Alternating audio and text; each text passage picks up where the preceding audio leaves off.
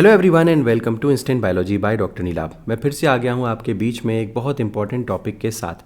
आज के लेक्चर में हम एक बहुत ज़रूरी टॉपिक डिस्कस करने जा रहे हैं जिसका नाम है enzyme and their mechanism of operation. यानी कि यहाँ पे हमें जो चीज़ें डिस्कस करनी है उसको थोड़ा सा ब्रीफली आपको बता देता हूँ। यहाँ पे हम डिस्कस करेंगे कि एंजाइम्स क्या चीज़ें करते हैं, वो किन किन चीज़ों के ऊपर प्रभाव डालते हैं और बाकी किन चीज़ों के ऊपर उनका कोई प्रभाव नहीं पड़ता।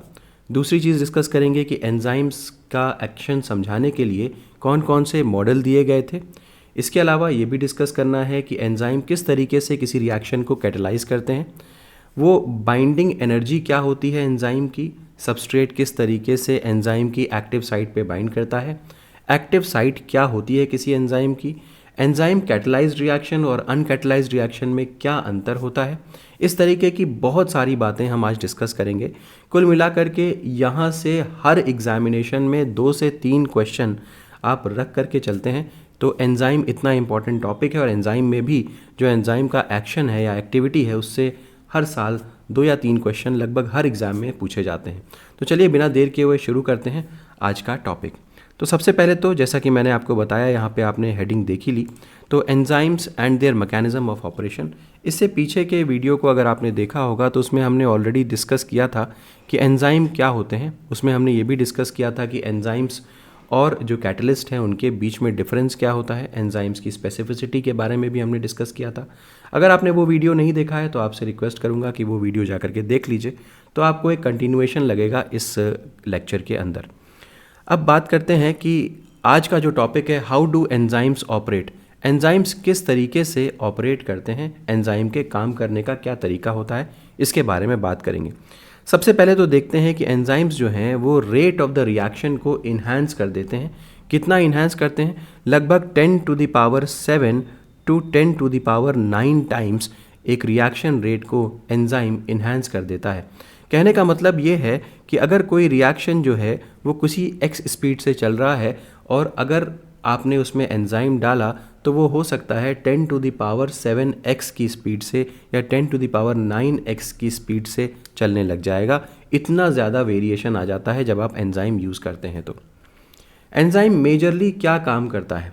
एंजाइम एक्टिवेशन एनर्जी को घटा देता है। अब समझ में आने वाली बात यह है कि आखिर ये एक्टिवेशन एनर्जी क्या होती है। थोड़ी देर इंतज़ार करिए, आपको सब कुछ समझ में आएगा, क्योंकि हम वहाँ पे डायग्राम के साथ आपको समझाने वाले होंगे कि एक्टिवेशन एनर्जी क्या होती है, उससे क्या प्रभाव पड़ता है और वो लोअर क्यों हो जाती है। Next, do not change free energies of substrate and product. कहने का मतलब ये हो गया कि एंजाइम्स की वजह से free energy of the substrate and product जो है वो उसमें कोई बदलाव नहीं आता। यानी कि जो फ्री एनर्जी सबस्ट्रेट की रहेगी, जो फ्री एनर्जी प्रोडक्ट की रहेगी, वो जैसी थी वैसी की वैसी ही रहेगी। एंजाइम के इस्तेमाल करने या ना करने से उनमें कोई परिवर्तन नहीं आएगा। तो दूसरे शब्दों में अगर कहें तो enzyme delta G of product या डेल्टा जी ऑफ सबस्ट्रेट के ऊपर कोई प्रभाव नहीं डालता। दूसरा, तो यहाँ पे जैसा मैंने अभी बताया कि डेल्टा जी रिमेन्स अनचेंज, तो ये एक बात समझ में आ गई।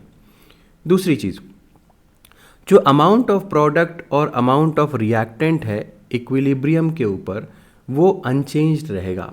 जैसे कि जो भी अमाउंट ऑफ प्रोडक्ट आपको पहले मिल रहा था अनकैटलाइज्ड रिएक्शन में, और जो भी अमाउंट ऑफ प्रोडक्ट या रिएक्टेंट जो भी आपको मिल रहे थे, उनके अंदर कोई बदलाव देखने को नहीं मिलेगा। तो सवाल उठता है कि फिर आखिर एंजाइम को इस्तेमाल करना ही क्यों है जब वो कुछ कर ही नहीं रहा। तो हमने यहाँ पे एक चीज़ देखी कि एंजाइम एक्टिवेशन एनर्जी को कम कर देता है। एक्टिवेशन एनर्जी को एंजाइम अगर कम कर रहा है तो उससे प्रभाव क्या पड़ रहा है, उससे क्या इफेक्ट पड़ रहा है। तो एक चीज़ ये समझने की ज़रूरत है कि जैसे ही एंजाइम एक्टिवेशन एनर्जी को कम करता है तो रेट ऑफ द रिएक्शन जो है, यानी कि रिएक्शन की जो वेलोसिटी है वो बहुत ज़्यादा, कई गुना ज़्यादा बढ़ जाएगी। तो enzyme accelerates the attainment but does not shift their position. यानी कि एंजाइम जो है वो एक्सेलरेट कर देगा किस चीज़ को पाने के लिए? इक्विलिब्रियम को। यानी कि अगर कोई रिएक्शन इक्विलिब्रियम में पहुंचने में 2 घंटे लगाता बिना एंजाइम यूज़ किए, तो जब आप एंजाइम यूज़ करोगे तो वो अपने इक्विलिब्रियम में और जल्दी पहुंच जाएगा। हो सकता है 5 मिनट के अंदर ही पहुंच जाए। तो रिएक्शन इक्विलिब्रियम को बहुत अर्ली अटेन कर लेगा, बट इक्विलिब्रियम को लेफ्ट या राइट साइड में शिफ्ट नहीं करने वाला। इसीलिए ये बात कही गई कि जो अमाउंट ऑफ प्रोडक्ट इक्विलिब्रियम पे बन रहा होगा या रिएक्टेंट, जो अमाउंट ऑफ रिएक्टेंट होगा इक्विलिब्रियम पे, वो उतना ही रहेगा, उसमें कोई परिवर्तन नहीं होने वाला। दिस इज़ जस्ट बिकॉज, क्योंकि ये इसी वजह से है क्योंकि इक्विलिब्रियम कांस्टेंट में बदलाव नहीं हुआ, इक्विलिब्रियम को जल्दी अटेन कर लिया गया। फॉर एग्जांपल, अगर मैं लखनऊ में हूँ और लखनऊ से दिल्ली जाना चाहता हूँ, तो लखनऊ से दिल्ली जाने के लिए मेरे पास कई सारे ट्रांसपोर्टेशन के मोड हो सकते हैं। मैं अपनी कार से जा सकता हूँ, मैं वाया ट्रेन जा सकता हूँ, मैं वाया बस जा सकता हूँ, या अगर मुझे जल्दी है तो मैं वाया फ्लाइट भी जा सकता हूँ। इन सभी चीज़ों के अपने अलग अलग कैरेक्टरिस्टिक हैं।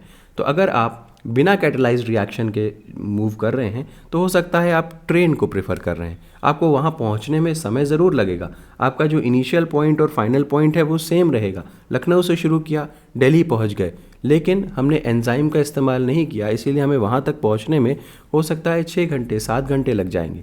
वहीं अगर मैंने फ़्लाइट का इस्तेमाल किया तो वही सेम डिस्टेंस जो है वो 1 घंटे के अंदर पूरी हो गई, यानी कि इक्विलिब्रियम हमने जल्दी अटेन कर लिया। इतना अंतर है एंजाइम कैटलाइज्ड और एंजाइम नॉन कैटलाइज्ड रिएक्शन में।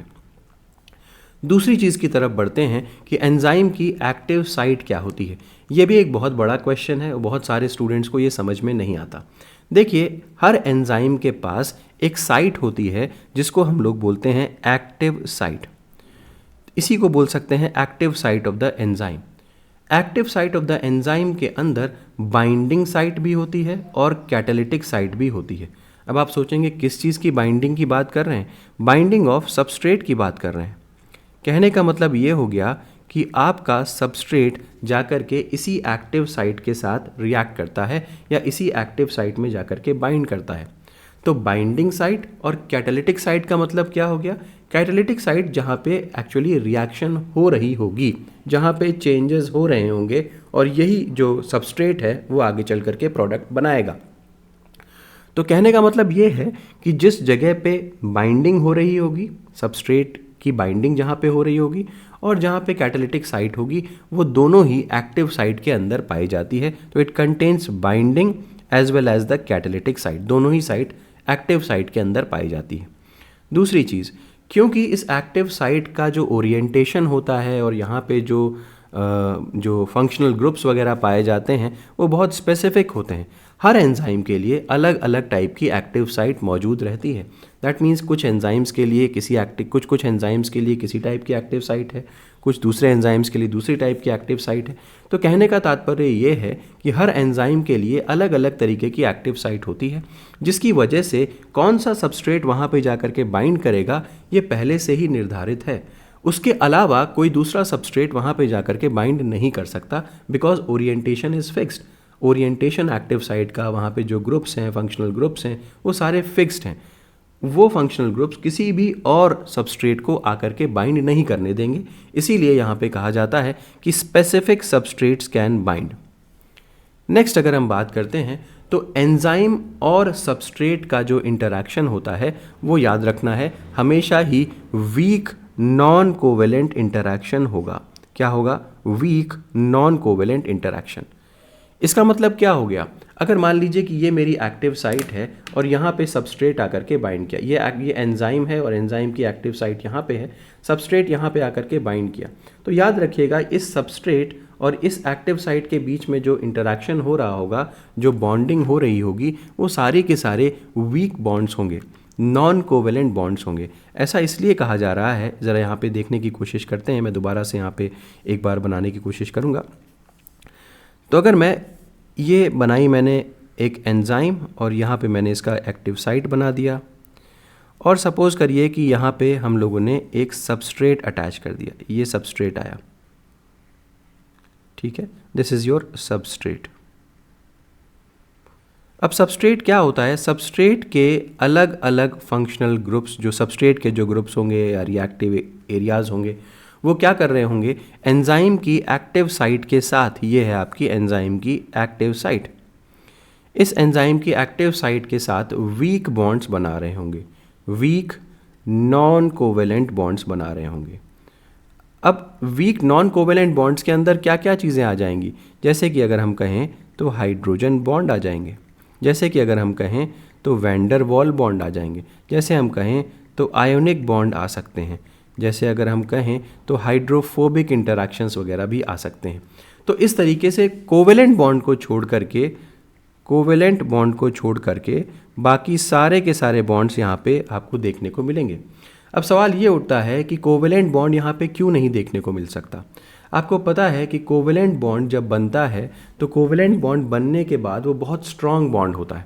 कोवेलेंट बॉन्ड काफ़ी ज़्यादा स्ट्रांग बॉन्ड होता है और फिर ये बॉन्ड टूटने में बहुत दिक्कत होगी। ये बॉन्ड टूटेगा नहीं बहुत आसानी से, और अगर ये बॉन्ड नहीं टूटेगा तो आपको तो पता है if this bond will not break, तो हमेशा के लिए ये एंजाइम और ये सबस्ट्रेट एक दूसरे के साथ जुड़ जाएंगे, ये कभी भी सेपरेट आउट नहीं हो पाएंगे। ये एंजाइम और सबस्ट्रेट हमेशा के लिए एक साथ चिपक जाएंगे।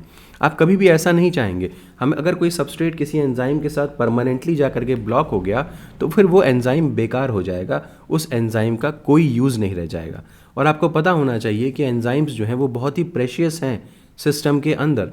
एंजाइम्स को बनाने के लिए, एंजाइम्स को फंक्शनल करने के लिए बहुत एनर्जी खर्चा होती है। तो अगर एंजाइम ख़राब हो जाए या एंजाइम काम ना कर पाए because of the substrate permanently attached, तो वो किसी काम का नहीं रह जाएगा। इसीलिए वीक नॉन कोवेलेंट इंटरैक्शंस ही बनाए जाते हैं ताकि ये नॉन कोवेलेंट इंटरैक्शंस ब्रेक हो जाएं आसानी से, ये आसानी से ब्रेक हो सके, इसलिए ये नॉन कोवेलेंट इंटरैक्शंस बनाए जाते हैं। तो उम्मीद है कि ये जो पॉइंट मैंने यहाँ पे बताए कि जो एक्टिव साइट से रिलेटेड जितने भी यहाँ पे पॉइंट मैंने आपको लिखवाए हैं ये आपको सारे के सारे समझ में आ गए होंगे, और यहाँ पे ये भी समझ में आ गया होगा कि वीक नॉन कोवेलेंट बॉन्ड्स की ज़रूरत क्यों पड़ती है। अब डिस्कस करना है हमें कि ये बाइंडिंग एनर्जी किसे कहते हैं। What is this binding energy? कई बार आपने ये शब्द सुना होगा बाइंडिंग एनर्जी। ये बाइंडिंग एनर्जी बेसिकली केमिस्ट्री का एक कॉन्सेप्ट है, बट इसको हम लोग एंजाइम्स के अंदर समझने की कोशिश कर रहे हैं। तो बाइंडिंग एनर्जी का क्या अर्थ होता है ये देख लेते हैं। Free energy released in the formation of large number of weak interactions between the enzyme and substrate। अभी अभी मैंने आपको बताया कि यहाँ पे जैसे ही एंजाइम और सबस्ट्रेट आपस में इंटरैक्ट करेंगे, तो ये था मेरा एंजाइम, मैंने आपको बताया भी था कि दिस इज़ माय एंजाइम। तो जैसे ही एंजाइम और सबस्ट्रेट आपस में इंटरैक्ट करेंगे तो क्या होगा, बहुत हाई अमाउंट में energy, free energy release out होगी, जिससे कि free energy is release in the formation of large number of weak interactions. अब जो वीक इंटरैक्शंस बने, जो भी बॉन्ड्स बने, वीक बॉन्ड्स बने, उसकी वजह से बहुत ढेर सारी फ्री एनर्जी रिलीज आउट होगी, और इसी फ्री एनर्जी को बाइंडिंग एनर्जी का नाम दिया जा रहा है। फिर से एक बार समझ लीजिए, जब सबस्ट्रेट की एक्टिव साइट और एंजाइम की एक्टिव साइट और सबस्ट्रेट आपस में इंटरैक्शन कर रहे हैं, नज़दीक आए और यहाँ पे वीक बॉन्डिंग बनाई, तो इस वीक बॉन्डिंग के बनने की वजह से क्या हुआ, बहुत सारी energy, free energy release out होती है in the formation of this large number of weak interaction. इसी चीज़ को, इसी एनर्जी को बाइंडिंग एनर्जी कहा जाता है। अब सवाल ये होता है कि इस बाइंडिंग एनर्जी का पर्पज़ क्या है, या ये बाइंडिंग एनर्जी किस काम आती है। अभी बस थोड़ी देर रुक जाते हैं और उसके बाद इसका भी जवाब हमें मिल जाएगा कि आखिर ये बाइंडिंग एनर्जी किस काम आती है। उस तरफ चलने से पहले थोड़ा सा ये डिस्कस करना ज़रूरी है कि कौन कौन से मॉडल्स दिए गए थे बाइंडिंग एनर्जी को, या कौन कौन से मॉडल्स दिए गए थे एंजाइम की एक्टिविटी को समझाने के लिए, या एंजाइम के जो मैकेनिज़्म ऑफ एक्शन है उसको समझाने के लिए कौन कौन से मॉडल दिए गए थे। तो ये काफ़ी बार इसके ऊपर क्वेश्चन पूछा जाता है और काफ़ी कॉमन टॉपिक है। जल्दी से इसको देख लेते हैं, ज़्यादातर लोगों को इसके बारे में पता भी होगा। सबसे पहला जो कॉन्सेप्ट या सबसे पहले जो थ्योरी दी गई थी, जिसको लॉक एंड की मॉडल कहा जाता है। लॉक एंड की मॉडल को देने वाले साइंटिस्ट का नाम था एमिल फिशर। 1894 में इन्होंने ये थ्योरी दी थी, और इनके हिसाब से ये बात थी कि एंजाइम का जो स्ट्रक्चर होता है और सबस्ट्रेट का जो स्ट्रक्चर होता है उसमें बहुत ही हाई लेवल की कॉम्प्लीमेंटैरिटी होनी एसेंशियल है। तो इस कॉन्सेप्ट को देते हुए ये इन्होंने एज्यूम किया था, assuming high degree of complementarity between shape of substrate and geometry of the binding site of the enzyme. यानी कि एंजाइम की वो साइट जो बाइंडिंग साइट है, एंजाइम की वो साइट जो एक्टिव साइट है, उसके बीच में, उसके स्ट्रक्चर में और जो आपका सबस्ट्रेट है उसके स्ट्रक्चर में बहुत हाई लेवल की कॉम्प्लीमेंटैरिटी होगी। कॉम्प्लीमेंटैरिटी का मतलब ये दोनों स्ट्रक्चर में काफ़ी सिमिलर होंगे और एक दूसरे से बाइंड कर सकते हैं आसानी से। इसीलिए इसका नाम लॉक एंड की हाइपोथेसिस दिया गया था, क्योंकि हर ताले की एक चाबी होती है और चाबी का जो स्ट्रक्चर होता है, चाबी में जो ग्रूव्स वगैरह कटे हुए होते हैं, वो एकदम एग्जैक्टली जा कर के ताले के अंदर फिट हो जाते हैं। कोई दूसरी चाबी आप लगाएंगे तो ताले में फिट नहीं होगी। इसीलिए यहाँ पे कहा गया है कि सबस्ट्रेट का स्ट्रक्चर जो था वो एग्जैक्टली कॉम्प्लीमेंटरी हो रहा था आपके एंजाइम की एक्टिव साइट या बाइंडिंग साइट के स्ट्रक्चर से, जिसकी वजह से बहुत ही हाईली स्पेसिफिक रिएक्शन हो रहा था, जिसको हम लोग लॉक एंड की मॉडल के बारे में कह रहे थे। अगर आप डायग्राम के थ्रू यहाँ पे देखना चाहें तो आप पहले से यहाँ पे देख सकते हैं कि अगर ये सबस्ट्रेट है तो ये सबस्ट्रेट का स्ट्रक्चर दिया हुआ है। यहाँ पे आप देख सकते हैं एक ग्रीन कलर का स्ट्रक्चर है, इसका कुछ स्ट्रक्चर है और यहाँ पे एक ट्रायंगल भी आपको नज़र आ रहा है। ठीक वैसे ही स्ट्रक्चर जो है वो एंजाइम की एक्टिव साइट में भी मौजूद है। अब क्योंकि ये स्ट्रक्चर सबस्ट्रेट का स्ट्रक्चर और आपके एंजाइम का स्ट्रक्चर एकदम कॉम्प्लीमेंटरी है एक दूसरे से, तो ये एकदम से फिट हो जाता है, दोनों एकदम आपस में आकर के चिपक जाते हैं, जिसकी वजह से यहाँ पे एंजाइम सबस्ट्रेट कॉम्प्लेक्स तैयार हुआ। फिर एंजाइम सबस्ट्रेट कॉम्प्लेक्स से बनता है एंजाइम प्रोडक्ट कॉम्प्लेक्स और फिर फाइनली प्रोडक्ट्स यहाँ से रिलीज आउट हो जाते हैं और एंजाइम यहाँ पे बचा रह जाता है। पहले भी मैं बता चुका हूँ कि किसी भी रिएक्शन में एंजाइम कंज्यूम नहीं होता।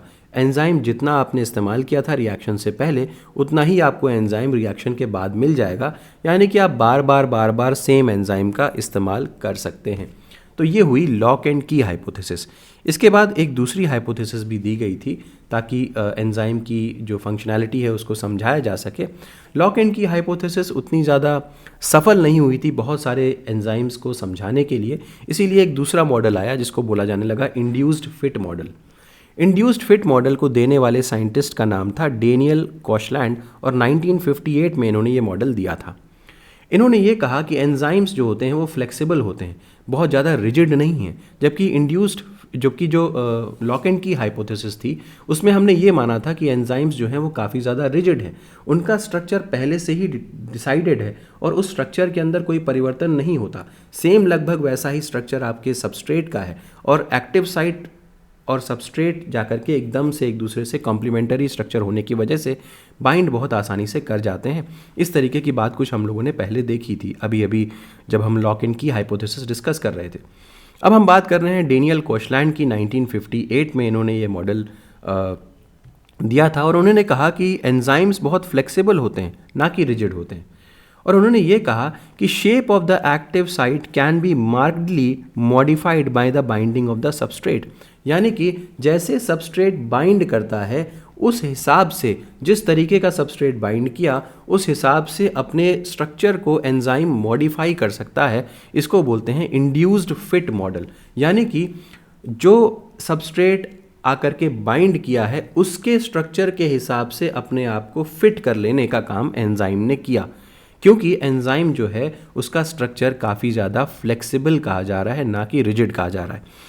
तो अगर आप डायग्राम से थोड़ा देखने की कोशिश करें तो यहाँ पे देखिए इनिशियली एंजाइम का स्ट्रक्चर, एंजाइम की एक्टिव साइट का स्ट्रक्चर रादर थोड़ा सा अलग है। यहाँ पे देख पा रहे होंगे इस तरीके का स्ट्रक्चर है, ये एक्टिव साइट का स्ट्रक्चर है। और वहीं जो सबस्ट्रेट यहाँ पे आकर के बाइंड करने वाला है उसका स्ट्रक्चर देखिए एक रेक्टेंगल या आप इसको स्क्वायर कह लीजिए और ट्राइंगल आपस में आकर के जुड़े हुए हैं और वो आकर के यहाँ बाइंड करने वाले हैं।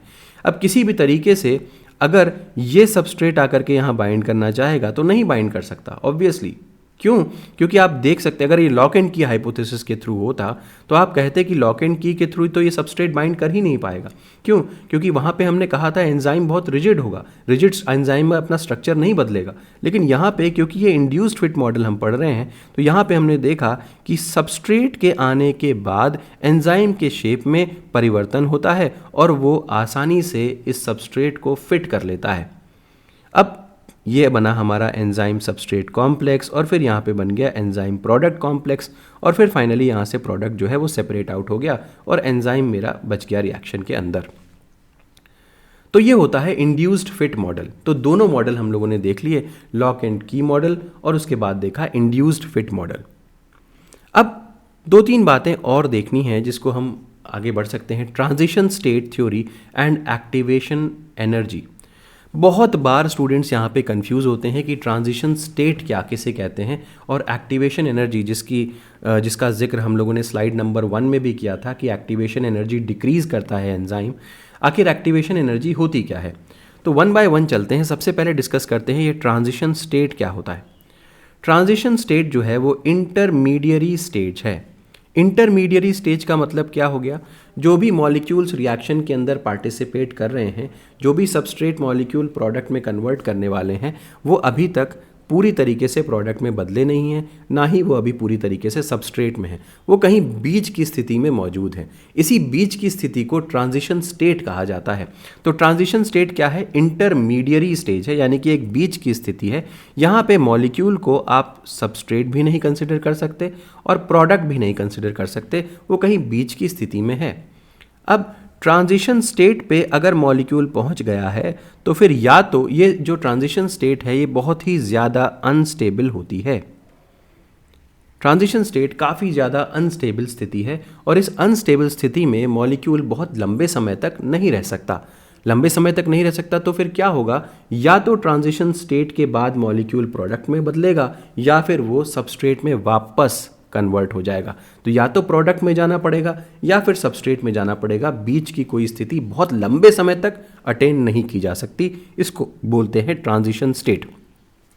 अभी इसी चीज़ को डायग्राम के थ्रू और विस्तार में देखेंगे और डिटेल में देखेंगे कि आखिर किस तरीके से ट्रांजिशन स्टेट बनती है और एक्टिवेशन एनर्जी क्या होती है। नेक्स्ट पॉइंट में देखें तो transition state is the point of highest free energy. अभी हम लोगों ने जिक्र किया था free energy of substrate, free energy of product, इस तरीके की कुछ बातों का जिक्र किया था जो कि अभी आगे डायग्राम में दिखाया भी जाएगा। तो ट्रांजिशन स्टेट वह स्टेज है जहां की फ्री एनर्जी सबसे ज़्यादा अधिक होगी, in which substrates partially get converted to products. ये वह स्थिति है जहां पे सबस्ट्रेट पार्शियली कन्वर्ट हो चुके हैं, पूरी तरीके से कन्वर्ट अभी नहीं हुए हैं और वो वापस सबस्ट्रेट में भी जा सकते हैं। ये स्टेज है ट्रांजिशन स्टेट। अभी डायग्राम में देखेंगे तो और क्लियरली समझ में आएगा। अब बात करते हैं एक्टिवेशन एनर्जी की। ये एक्टिवेशन एनर्जी क्या है? देखिए, डिफरेंस इन फ्री एनर्जी, क्या डिफरेंस है फ्री एनर्जी में? Difference in free energy between the transition state, अभी मैंने ट्रांजिशन स्टेट बताया। ट्रांजिशन स्टेट हाईएस्ट एनर्जी की स्टेट, हाईएस्ट फ्री एनर्जी की स्टेट है जिसमें सबस्ट्रेट मौजूद रह सकता है, एंड ग्राउंड स्टेट, यानी कि हाईएस्ट ट्रांजिशन स्टेट और ग्राउंड स्टेट के बीच की जो डिफरेंस होगी इसी को बोलते हैं एक्टिवेशन एनर्जी। ठीक, इसी को दूसरे शब्दों में Gibbs free energy of activation भी बोलते हैं या एक्टिवेशन एनर्जी भी बोल सकते हैं, एक ही बात है। Gibbs free energy of activation या एक्टिवेशन एनर्जी, और यहाँ पे जो इसका सिंबल है वो डेल्टा जी और इस तरीके का निशान यहाँ पे आप बना सकते हैं। ठीक है, तो ये हुई एक्टिवेशन एनर्जी के बारे में। तो अभी तक हम लोगों ने ट्रांजिशन एनर्जी देख लिया, ट्रांजिशन स्टेट देख लिया सॉरी, और एक्टिवेशन एनर्जी के बारे में देख लिया। अब नेक्स्ट अगर हम बात करते हैं तो जितनी ज़्यादा एक्टिवेशन एनर्जी होगी, कहने का मतलब ट्रांजिशन स्टेट यानी कि हाईएस्ट स्टेट जिसमें जो आपके सबस्ट्रेट को जिसको क्रॉस करना पड़ता है, वो हाईएस्ट एनर्जी स्टेट और ग्राउंड स्टेट के बीच में जितनी ज़्यादा डिफरेंस है इसी को हम एक्टिवेशन एनर्जी कह रहे हैं। तो एक बात समझ लीजिए, जितनी ज़्यादा एक्टिवेशन एनर्जी है किसी रिएक्शन की, ऑलवेज अलग अलग रिएक्शन की एक्टिवेशन एनर्जी अलग अलग होगी। अगर किसी रिएक्शन की एक्टिवेशन एनर्जी बहुत ज़्यादा हाई है तो वो रिएक्शन का रेट बहुत कम होगा या वो रिएक्शन बहुत स्लो होगा। क्यों ऐसा होगा अभी मैं दिखाता हूँ, अभी 2 मिनट में समझ में आ जाएगा। लेकिन इसी चीज़ को कंट्रोल करने के लिए, यानी कि जिन रिएक्शंस में एक्टिवेशन एनर्जी बहुत ज़्यादा है उन रिएक्शंस को करवाने के लिए, क्योंकि जिन रिएक्शंस की एक्टिवेशन एनर्जी बहुत ज़्यादा है ऑब्वियसली उन रिएक्शंस का रेट ऑफ रिएक्शन बहुत स्लो होगा। तो आपके पास क्या उपाय है, आप उसको किस तरीके से फास्ट कर सकते हो? इन्हीं रिएक्शंस के लिए मेजरली एंजाइम्स का इस्तेमाल किया जाता है। जब आप एंजाइम यूज़ करोगे तो ऑटोमेटिकली वो एक्टिवेशन एनर्जी घट जाएगी, और एक बार एक्टिवेशन एनर्जी घटी तो ऑटोमेटिकली आपका रेट ऑफ रिएक्शन फास्ट हो जाएगा।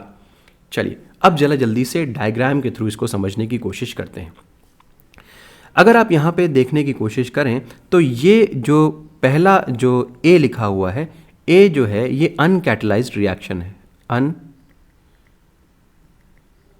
कैटेलाइज्ड रिएक्शन है।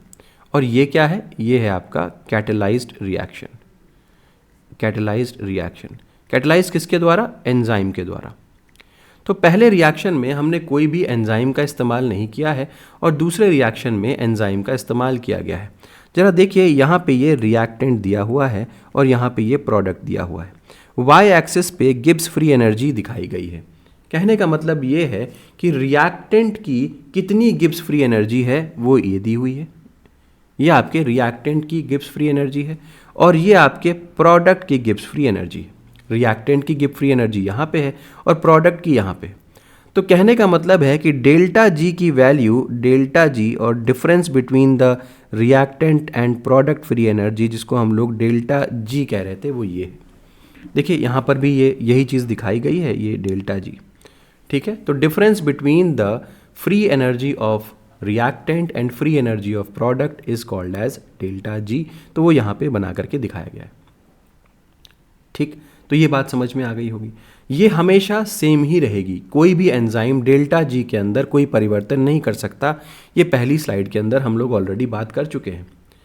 दूसरी चीज़, ये हमारा highest energy delta, highest Gibbs free energy का पॉइंट है, इसीलिए हम इसको क्या बोलते हैं? This state is called as transition state. Transition state, transition state बोलते हैं। और ये जो हमारी एनर्जी है, यहाँ से लेकर के यहाँ तक जो एनर्जी है, इसको कहते हैं एक्टिवेशन एनर्जी।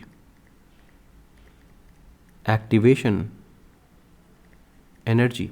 एक्टिवेशन एनर्जी क्यों बोल रहे हैं? एक्टिवेशन एनर्जी इसलिए बोला क्योंकि ये ग्राउंड स्टेट की एनर्जी है। This is your ground state. तो ग्राउंड स्टेट और ट्रांजिशन स्टेट की जो एनर्जी का डिफरेंस है, ये ट्रांजिशन स्टेट की एनर्जी थी। यहाँ पे अगर हम देखें तो this is transition state energy, this is ground state energy. इन दोनों के बीच का जो डिफरेंस है, इसी को हम एक्टिवेशन एनर्जी कहते हैं। मैंने आपको बताया था कि कुछ रिएक्शंस की एक्टिवेशन एनर्जी बहुत ज़्यादा होती है। तो आप यहाँ पे देख सकते हो कि इस रिएक्शन की एक्टिवेशन एनर्जी इतनी ज़्यादा है। अब इसको अगर दूसरे शब्दों में समझने की कोशिश करें तो किसी भी सबस्ट्रेट को या किसी भी रिएक्टेंट को इतनी एनर्जी चाहिए ही चाहिए, यानी कि एक्टिवेशन एनर्जी के बराबर उसको एनर्जी चाहिए ही चाहिए, तभी वो कन्वर्ट हो सकता है प्रोडक्ट में। दैट मीन्स अगर हम यहाँ पे इसको बनाने की कोशिश करें तो ये सबस्ट्रेट के पास यहाँ तक एनर्जी होनी चाहिए, इस पॉइंट तक एनर्जी होनी चाहिए, तभी वो आगे चल करके प्रोडक्ट में कन्वर्ट हो पाएगा। अन्यथा वो प्रोडक्ट में कन्वर्ट नहीं होगा और वो वापस सबस्ट्रेट में कन्वर्ट हो जाएगा। इसीलिए मैं बार बार कह रहा था, transition energy highest energy state है, उतनी एनर्जी आपको चाहिए किसी भी सबस्ट्रेट को फॉर कन्वर्टिंग इनटू प्रोडक्ट। अब ऐसे रिएक्शंस में जहाँ पे ट्रांजिशन स्टेट बहुत ऊपर है, यानी कि एक्टिवेशन एनर्जी बहुत ज़्यादा चाहिए, तो obviously number of substrate molecules, वो सबस्ट्रेट मॉलिक्यूल्स जिनके पास उतनी एनर्जी होगी उस ट्रांजिशन स्टेट को क्रॉस करने के लिए, वो बहुत कम हो जाएंगे। अगर हम लोग 100 सबस्ट्रेट मॉलिक्यूल्स ले रहे हैं तो शायद ही 2 या 3 ऐसे सबस्ट्रेट मॉलिक्यूल्स होंगे जिनके पास उतनी एनर्जी होगी कि वो प्रोडक्ट बना सकें। इसीलिए अनकैटलाइज्ड रिएक्शन, जहाँ पे आप एंजाइम इस्तेमाल नहीं कर रहे हैं, उसकी स्पीड बहुत स्लो होगी, क्योंकि नंबर ऑफ सबस्ट्रेट मॉलिक्यूल्स जो वहाँ पे पार्टिसिपेट कर रहे होंगे उस रिएक्शन के अंदर, वो बहुत कम हो जाएंगे, क्योंकि उनके पास एनर्जी बहुत कम है। ट्रांजिशन स्टेट के बराबर एनर्जी नहीं है या उतनी एक्टिवेशन एनर्जी नहीं है। वहीं जब आप कैटलाइज्ड रिएक्शन का इस्तेमाल करते हैं, यानी कि एंजाइम का इस्तेमाल कर रहे हैं, तो एंजाइम के इस्तेमाल करने से क्या फ़र्क पड़ा? ये जो आपकी एक्टिवेशन एनर्जी थी, जो पहले बहुत ज़्यादा थी, अब क्या हो गया? ये एक्टिवेशन एनर्जी कंसिडरेबली लो हो गई, केवल इतनी एक्टिवेशन एनर्जी बची, यानी कि लगभग आधी हो गई एक्टिवेशन एनर्जी जो चाहिए होगी। तो ऑब्वियसली 100 में से अगर 2 सबस्ट्रेट मॉलिक्यूल्स के पास पहले जितनी एनर्जी थी, तो अब क्या होगा? 100 में से लगभग 50 मॉलिक्यूल्स के पास इतनी कम से कम एक्टिवेशन एनर्जी होगी कि ये एनर्जी बैरियर को क्रॉस कर जाएंगे या ट्रांजिशन स्टेट को क्रॉस कर जाएंगे। इसीलिए तो यहाँ पे क्या हो गया? नंबर ऑफ सबस्ट्रेट मॉलिक्यूल्स जो होगा वो ज़्यादा हो जाएगा, जो रिएक्शन में पार्टिसिपेट कर रहा होगा, और ज़्यादा पार्टिसिपेट करने में क्या होगा? स्पीड बढ़ जाएगी, रिएक्शन की स्पीड बहुत फास्ट हो जाएगी। इसीलिए इसको बोल रहे हैं, इसीलिए हम यहाँ पे समझाने की कोशिश कर रहे हैं कि कैटलाइज्ड रिएक्शन में क्या हो रहा है, जो एक्टिवेशन एनर्जी है वो कम हो जा रही है। दूसरे शब्दों में कई बार कहा जाता है, ये भी पॉइंट लिखा जाता है कि एक्चुअल में जो हमारा एंजाइम होता है, enzyme provides an alternate pathway, alternative pathway. Enzyme provides an alternative pathway, मतलब जो रेगुलर जो रास्ता था प्रोडक्ट बनाने का, उसको छोटा कर दिया एंजाइम ने, बिल्कुल छोटा सा एक्टिवेशन एनर्जी दे दिया, जिसकी वजह से अब ज़्यादा से ज़्यादा सबस्ट्रेट मॉलिक्यूल्स रिएक्शन में पार्टिसिपेट करेंगे और प्रोडक्ट बनाते जाएंगे। ठीक, अब इसी चीज़ को अगर हम एक ही सिंगल डायग्राम में देखें, अभी तो हम लोगों ने दोनों अलग अलग डायग्राम देखे, तो अब यहाँ पे एक सिंगल डायग्राम देखने की कोशिश करिए।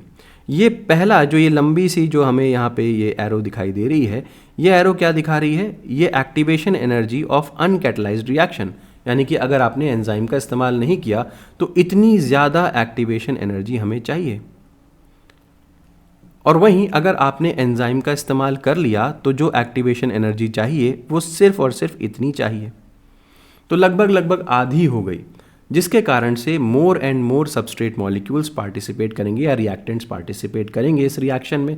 ऑब्वियसली अगर आउट ऑफ 100 हम कंसिडर कर रहे हैं तो इनिशियली यहाँ तक पहुँचने वाले सबस्ट्रेट मॉलिक्यूल सिर्फ मान लीजिए 2 थे, तो यहाँ तक पहुँचने वाले 50 हो गए, जिसकी वजह से more substrate molecules are taking part into the reaction, और इसकी वजह से क्या होगा? ज़्यादा से ज़्यादा रिएक्शन की स्पीड बढ़ती हुई चली जाएगी और हम ज़्यादा से ज़्यादा प्रोडक्ट बना पाएंगे।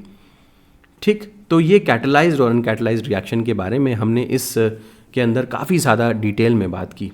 तो उम्मीद है कि ये आपको लेक्चर समझ में आया होगा कि किस तरीके से एंजाइम फंक्शन करता है, क्या क्या कॉन्सेप्ट्स हैं, कौन कौन से मॉडल दिए गए थे, binding energy, transition state, activation energy, जो बॉन्ड्स नॉन कोवेलेंट फॉर्म हो रहे हैं, किसके ऊपर प्रभाव पड़ता है, किसके ऊपर नहीं प्रभाव पड़ता, ये सारी चीज़ें आपको अच्छे से समझ में आई होंगी।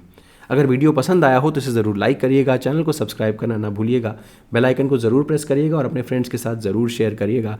एक बात और बहुत इंपॉर्टेंट है कि अगर आपने गेट का एग्जामिनेशन क्वालिफाई किया है तो हम एक फ्री काउंसलिंग सेशन लेकर के आ रहे हैं, जिसकी डिटेल्स हम ऑलरेडी अपने लिंक्डइन के ऊपर शेयर कर चुके हैं। इसके अलावा हमारे फेसबुक के ऊपर भी शेयर्ड है, इसके अलावा टेलीग्राम ग्रुप के ऊपर भी उसकी हमने डिटेल्स शेयर कर रखी हैं। तो अगर आपने गेट क्वालिफाई किया हुआ है और आपको फ्री काउंसलिंग सेशन अटेंड करना है तो उससे रिलेटेड डिटेल्स जो हैं वो आपको मिल जाएंगी टेलीग्राम ग्रुप के ऊपर भी हमारे, वहाँ पे जा कर के उसको चेक करिए। एक छोटा सा फॉर्म है, उसको फिल कर दीजिए और उसके बाद आप वो अटेंड कर सकते हैं। 6 अप्रैल यानी कि संडे को 11 बजे से सुबह वो इवेंट है, तो आप उसमें ज़्यादा से ज़्यादा नंबर में ज्वाइन करें और उसको अटेंड करें। Thank you so much, have a good day.